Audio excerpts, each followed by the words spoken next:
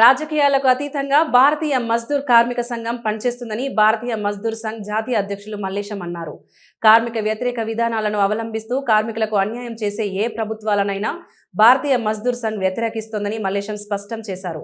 అసంఘటిత కార్మికులకు సంక్షేమం కోసం బీఎంఎస్ అవిశ్రాంత పోరాటం చేస్తుందన్నారు. కార్మికుల కనీస అవసరాలు అయిన ఈఎస్ఐ, పీఎఫ్, కనీస వేతనాల చట్టాన్ని అమలు చేయకుండా పాలకులు కార్మికులను శ్రమదోపిడికి గురిచేస్తున్నారని ఆయన మండిపడ్డారు. దేశవ్యాప్తంగా సంఘటిత, అసంఘటిత రంగంలో కార్మికులు ఎదుర్కొంటున్న సమస్యల పరిష్కారం కోసం అన్ని జిల్లా కలెక్టరేట్ కార్యాలయాల ముందు బీఎంఎస్ ఆధ్వర్యంలో ధర్నా చేపట్టారు. ఈ ధర్నాలో బీఎంఎస్ జాతీయ అధ్యక్షులు సుంకరి మల్లేశం పాల్గొన్నారు. కార్మికులకు కనీస వేతనం 21,000 రూపాయలు, సామాజిక భద్రత, పీఎఫ్, ఈఎస్ఐ, కనీస అవసరాలను వెంటనే పరిష్కరించాలని అంటున్న బీఎంఎస్ జాతీయ అధ్యక్షులు మల్లేశంతో మా సిద్దిపేట జిల్లా ప్రతినిధి రాజాబాబు ఫేస్ టు ఫేస్. కేంద్ర రాష్ట్ర ప్రభుత్వాలు కార్మికుల సంక్షేమాన్ని గాలికి వదిలేసి కార్మిక సమస్యలను పరిష్కరించకుండా అలసత్వం వహిస్తున్నాయి. ఈ నేపథ్యంలో భారతీయ మజ్దూర్ సంఘ్ ఆధ్వర్యంలో దేశవ్యాప్తంగా జరుగుతున్నటువంటి ధర్నా, కలెక్టరేట్ల ముందు ధర్నా ఏదైతే ఉందో, ఇవాళ సిద్దిపేట జిల్లా కేంద్రంలోని కలెక్టరేట్ ముందు బీఎంఎస్ ఆధ్వర్యంలో పెద్ద ఎత్తున ధర్నా కార్యక్రమం చేపట్టారు. ఈ కార్యక్రమంలో జాతీయ అధ్యక్షులు మల్లేశం గారు పాల్గొన్నారు. వారు మనతో ఉన్నారు. వారిని అడిగి తెలుసుకునే ప్రయత్నం చేద్దాం. సార్ చెప్పండి, ఈ యొక్క ధర్నా యొక్క ఉద్దేశం ఏంది? సార్, జాతీయ అధ్యక్షుడిగా తెలంగాణ ప్రాంతం నుంచి జాతీయ అధ్యక్షుడిగా ఎన్నికైనందుకు మీకు ముందుగా శుభాకాంక్షలు. ధన్యవాదాలండి.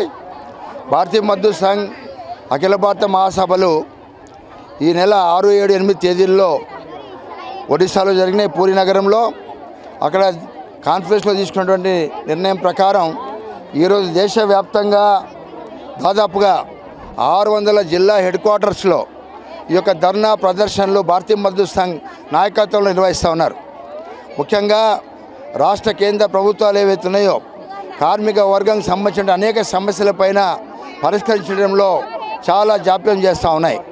ముఖ్యంగా మనం అడుగుతూ ఉన్నాం, కనీస పెన్షన్ ఏతున్నదో ఈ రోజున ఇచ్చున్నటువంటి 1000 రూపాయల కనీస పెన్షన్ని 7,500లకు పెంచాలని, అదేవిధంగా దానికి డిఏ సౌకర్యం కల్పించాలని ప్రభుత్వంతో అనేకసార్లు మనం కోరాం.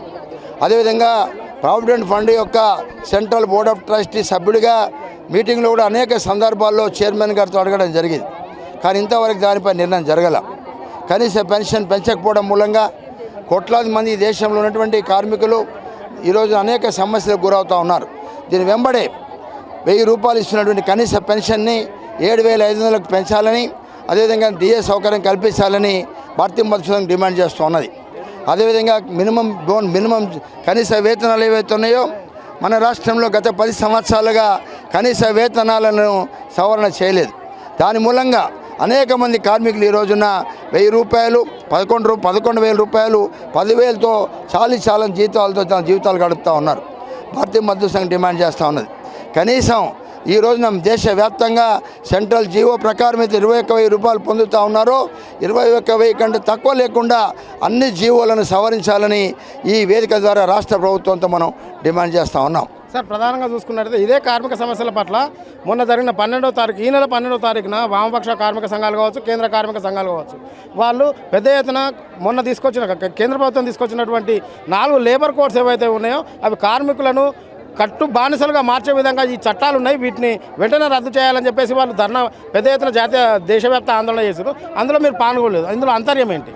అందులో వాళ్ళు ఇది కేవలం రాజకీయ పరంగా ఈ యొక్క సమ్మె చేయడం జరిగింది. దేశవ్యాప్తంగా ఇది రాజకీయ సమ్మె. అది కేంద్రం ఉన్నటువంటి ప్రభుత్వానికి వ్యతిరేకంగానో రాష్ట్రంలో ఉన్నటువంటి ప్రభుత్వానికి వ్యతిరేకంగానో చేసిన ధర్నా తప్ప సమస్యలపైన వాళ్ళ యొక్క విధానం సరైనది కాదు. భారతీయ మజ్దూర్ సంఘం మనం చెప్తా ఉన్నాం, తెచ్చినటువంటి 4 లేబర్ కోడ్స్ ఏవైతున్నాయో అన్నిటి గుడ్డిగా వ్యతిరేకించడం సరైనది కాదు. ముఖ్యంగా వేజ్ కోడ్ 2019 అవుతున్నదో ఇది కార్మికులకు అనుకూలంగా ఉన్నటువంటి జీవో, ఆ యొక్క చట్టం. ఆ చట్టంలో మీ అందరూ కూడా తెలుసు, ఆ యొక్క చట్టం ఒక్కొక్క రాష్ట్రంలో ఒక రకమైనటువంటి కనీస వేతనాలు ఉన్నాయి. మన రాష్ట్రంలో 10 సంవత్సరాల సంది కనీస వేతనాలు రివైజ్ కావడం లేదు. దాని మూలంగా ఈ రోజున అన్స్కిల్డ్ వర్కర్లు, సెమీ స్కిల్డ్ వర్కర్లు, స్కిల్డ్ వర్కర్లు ఎవరైనా కూడా 14-15 వేల కంటే ఎక్కువ జీతం పొందిన పరిస్థితి ఉన్నది.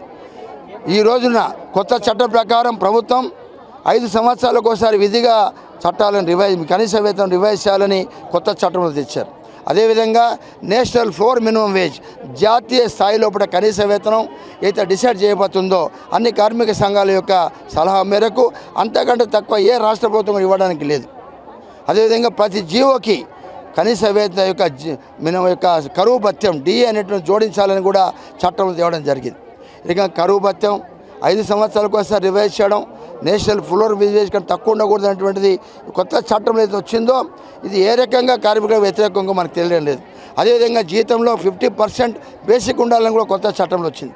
కాబట్టి దీన్ని భారతీయ మజ్దూర్ స్వాగతిస్తూ ఉంది. ప్రతి 5 సంవత్సరాలకు ఒకసారి జీతాలు పెరగడం అనేటువంటిది ఈ చట్టం మూలంగా కార్మిక వర్గానికి ప్రయోజనం పొందేటువంటి అవకాశం ఉంది. రెండవది సోషల్ సెక్యూరిటీ కోడ్ 2020 ఉందో దీన్ని మేము స్వాగతిస్తూ ఉన్నాం. ఎందుకు స్వాగతిస్తూ ఉన్నాం? మనకు దేశానికి స్వాతంత్రం వచ్చి 70 సంవత్సరాలు అయింది. ఈఎస్ఐ సౌకర్యం పొందేటువంటి కార్మికులు ఎంతమంది ఉన్నారు దేశంలో? 3,50,00,000 మంది మాత్రమే. 50 కోట్ల మంది కార్మికులు దేశంలో ఉంటే 3,50,00,000 మందికి ఈఎస్ఐ పొందుతూ ఉన్నారు. అదేవిధంగా ప్రావిడెంట్ ఫండ్ మొత్తం దేశంలో ఈ రోజున 3,50,00,000 మందికి 8,50,00,000 మందికి ప్రావిడెంట్ ఫండ్ యొక్క సౌకర్యం యొక్క బెనిఫిట్ పొందుతా ఉన్నాను. నేను ప్రావిడెంట్ ఫండ్ బోర్డులో మెంబర్గా ఉన్నాను. 8 కోట్ల మంది 8,5 కోట్ల మందికి పొందుతూ ఉంటే దేశంలో 50 కోట్ల మంది కావాలని మనం అడుగుతూ ఉన్నాం. కొత్త చట్టంలో ప్రభుత్వం ఒప్పుకుంది.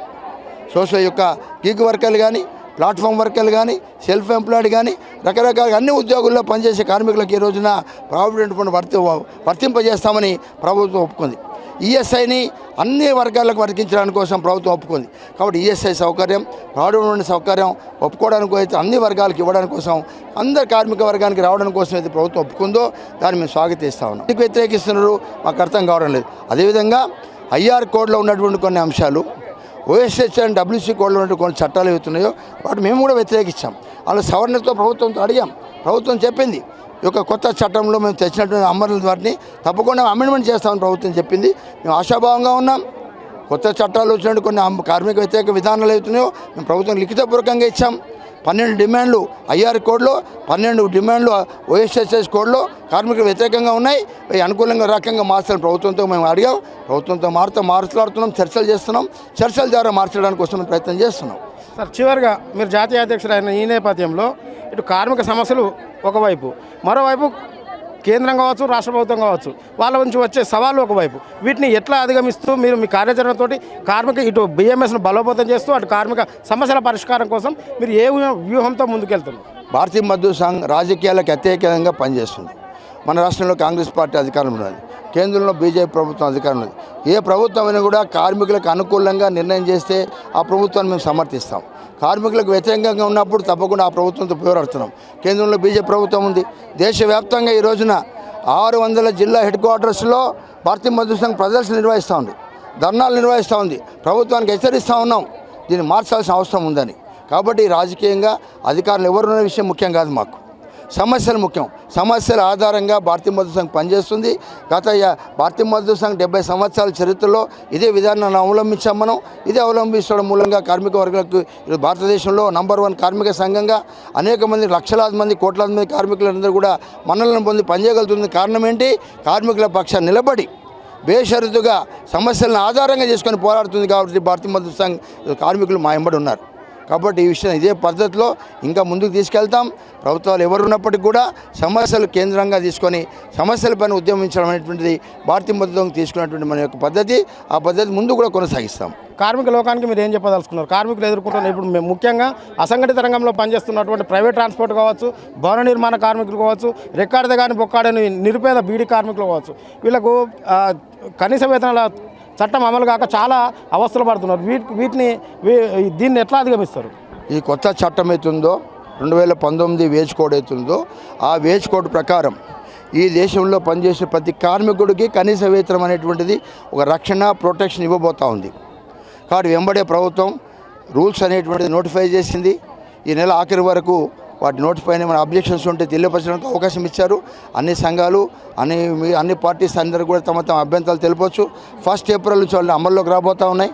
కాబట్టి వేజ్ కోడ్ 2019 అమల్లోకి వచ్చిన తర్వాత నేషనల్ 4 మినిమం వేజ్ ఎత్తున్నదో అది తప్పకుండా ప్రభుత్వంతో మాట్లాడి 21,000 కంటే ఎక్కువ ఉండేటట్టుగా మేము ప్రయత్నం చేస్తాం. ఆ రకంగా దేశవ్యాప్తంగా ఏ కార్మికుడు కూడా కనీస వేతనం యొక్క ప్రొటెక్షన్ పొందేటువంటి అధికారం ఏది ఈ చట్టం ద్వారా వచ్చిందో దాన్ని అమలు చేసే ప్రయత్నం భారతీయ మజ్దూర్ సంఘ్ తప్పకుండా చేస్తుంది. ఈ ప్రభుత్వం ఏదైనా కానీ ప్రభుత్వం, కేంద్రంలో బీజేపీ ఉండొచ్చు, ఇంకో ప్రభుత్వం ఉండొచ్చు, ఆ ప్రభుత్వాలపైన ఒత్తిడి తేవడానికి కోసం సమయానుకూలంగా ఉద్యమాలు, పోరాటాలు నిర్మాణం చేస్తుంది భారతీయ మజ్దూర్ సంఘ్. ఇది మొత్తానికైతే కార్మిక సంఘం కార్మికులు ఎదుర్కొంటున్న సమస్యల పరిష్కారం కోసం కేంద్రంలో ఏ ప్రభుత్వం ఉన్నా సరే భారతీయ మజ్దూర్ సంఘ్ పార్టీలకు అతీతంగా, రాజకీయ పార్టీలకు అతీతంగా పనిచేస్తుంది. కేంద్రంలో ఇప్పుడు బీజేపీ ఉన్నది. బీజేపీ ఉన్న ఉన్నప్పటికీ దేశవ్యాప్తంగా 600 జిల్లాలలో కార్మికుల సమస్యల కోసం 600 జిల్లాలలో హెడ్ క్వార్టర్స్ అయినటువంటి కలెక్టర్ కార్యాలయాల ముందు పెద్ద ఎత్తున ధర్నా చేస్తున్నాం. రాబోయే రోజుల్లో కూడా కార్మిక సమస్యల కోసం BMS ప్రశ్నిస్తూనే ఉంటుందని చెప్పి మల్లేశం చెప్పడం జరుగుతుంది. కెమెరా పర్సన్ నరేష్తో రాజబాబు, S6 న్యూస్, సిద్దిపేట.